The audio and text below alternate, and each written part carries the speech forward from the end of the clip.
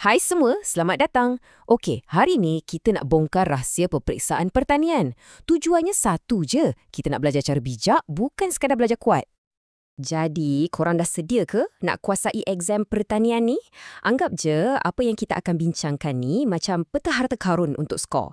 Kita akan pecahkan satu-satu, step by step supaya korang nampak jelas apa yang perlu dibuat. Okey, jom kita mula. Nak faham struktur exam ni, senang cerita. Macam kita pegang peta lah. Peta ni tunjuk mana jalan senang, mana selikur bahaya. Bila ada peta, confirm tak sesat kan? Okey, ni plan kita. Mula-mula kita tengok peta peperiksaan. Lepas tu kita akan daki satu-satu level. Asas, teras dan puncak. Akhir sekali, kita susun strategi belajar paling padu. Jom start. Okey, jom kita terus masuk bab pertama, peta peperiksaan. Cuba bayangkan, keseluruhan exam ni sebenarnya terbahagi kepada 3 tingkat kesukaran je. Kalau kita faham pembahagian ni, separuh kerja dah selesai. Inilah dia peta visual kita. Tengok betul-betul. 50% soalan tu tahap sederhana. 30% tahap rendah dan lagi 20% tu tahap tinggi. Formula ajaib dia 50, 30, 20. Ingat nombor ni sebab inilah game plan kita. Jom kita mulakan pendakian kita. Level pertama, tahap rendah. Ini adalah foundation, tapak paling asas, benda yang wajib semua orang kuasai. Fikirkan ia macam tapak piramid. Kalau tapak tak kuat, semua boleh runtuh. 30%. Nampak sikit kan? Tapi jangan main-main. Ini hampir 1/3 daripada total markah tau. Kalau korang boleh lock bahagian ni, bukan setakat markah dah dalam tangan. Keyakinan nak jawab soalan lain pun terus naik. So, soalan tahap rendah ni macam mana? Senang je. Dia uji daya ingatan kita. Benda-benda asas. Contohnya soalan definisi. Macam, apa itu bioteknologi? Ataupun fungsi asas. Terangkan fungsi baja NPK. Ini semua soalan direct, fakta yang kita kena hafal. Okey, lepas dah settle tapak, kita naik ke tingkat seterusnya. Bahagian paling besar, tahap sederhana. Kat sinilah kita mula guna apa yang kita dah hafal tadi tu untuk selesaikan masalah yang sikit lebih mencabar. 50%, separuh exam tuan-tuan dan puan-puan.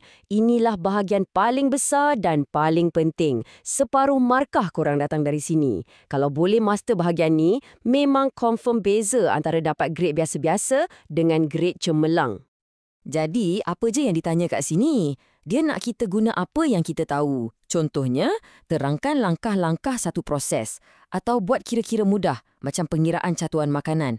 Satu lagi soalan popular, bandingkan. Bandingkan kebaikan dan keburukan dua benda. Macam kaedah pembiakan tanaman, contohnya.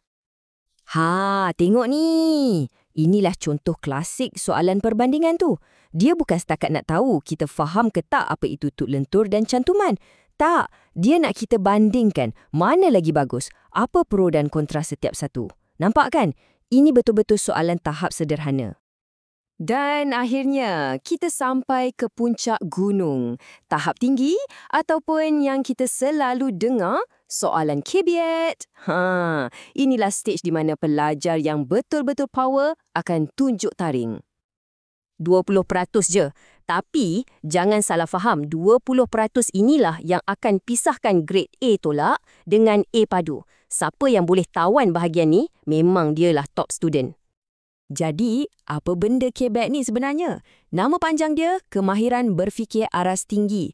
Senang cerita, ia dah bukan pasal hafal fakta. Sekarang ni, pasal menilai, mereka cipta solusi dan guna semua ilmu yang kita ada tu untuk selesaikan masalah real life. Masalah yang mungkin kita tak pernah jumpa pun dalam buku teks. Contohnya macam ni, korang kena reka satu belanjawan bidang usaha atau BBU. Atau ada masalah serangga perosak. Apa cadangan penyelesaian korang? Nampak tak? Soalan macam ni suruh kita fikir macam kita ni tauki ladang. Kena guna semua ilmu untuk buat keputusan bisnes yang bijak. Okey, kita dah ada peta, kita dah faham setiap tingkat kesukaran. Soalan paling penting sekarang, macam mana nak guna semua maklumat ni untuk buat satu strategi belajar yang betul-betul berkesan? Senang je, ikut 3 langkah ni. 1. Lock 30% markah asas tu. Hafal semua definisi dan konsep penting. Settle. 2. Dominate 50% yang tengah tu. Buat latihan banyak-banyak, terutama soalan kira-kira dan perbandingan. 3. Takluk 20% yang kat puncak tu. Cari soalan-soalan kajian kes, soalan kebat dan cuba selesaikan. Jadi, sekarang peta dah ada kat tangan korang. Soalannya, mana satu bahagian yang korang nak fokus dulu? Nak kukuhkan tapak 30% atau nak terus serang bahagian 50% yang besar tu? Atau mungkin nak cabar diri dengan 20% kebat? Tak kisah mana satu, yang penting sekarang korang dah ada strategi. Gunakanlah sebaiknya. Selamat maju jaya dan all the best!